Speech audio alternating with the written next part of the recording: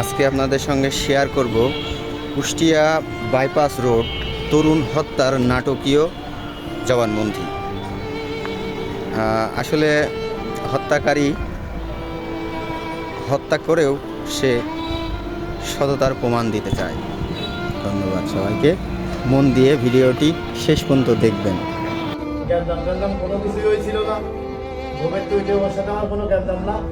ও আমার কাছে গাঁদা চাইছে, আমি গাঁদা দিতে পারি নাই। মূল কথা হচ্ছে এই যে আমার সাথে গাঁদা চাইছে, আমি গাঁদা দিতে পারি নাই। আমার কইছিল দিনেদারটা আসার সময় গাঁদা কিনবে, আমি কিনতে পারি নাই। বলতে আমার তো ভাই ওই গাঁদা কিনা অত ফুট না। এই যে এনে যে কোম্পানির যতটি গাড়ি আছে সে প্রতিদিন আমি গাঁদা না কিনে খাই। ওই ড্রাইভাররা যা আমার খাওয়ায় ওই খাওয়ানো পর্যন্ত শেষ। যখন ভাই আমার মা মাতালি দিয়ে বয়সে শাম ভাই আর আমার মাথার তারে কাম করি নাই। আমি সরকার মান তালে বয়সে আমি কাম করি নাই। ওই দিদি ড্রাইভারে বাড়ি গেছে। তারপরে কি হলো? যখন বাড়ি মারলি তখন বাড়ি মারার পরে কি হলো? বাড়ি মারার পরে আছে ডাইন দশে ভাই করি দেয় ডান্ডি কাটতে দরজার পর, মানে দরজা তো খোলা না, দরজা তো আটকে। তারপরে লাহন শাম পরে পরে আমি আবার আরেকটা বাড়ি মারি। তখন তো তুই আমার মারিয়ে ফেলবি, যা আমি তোর মারি।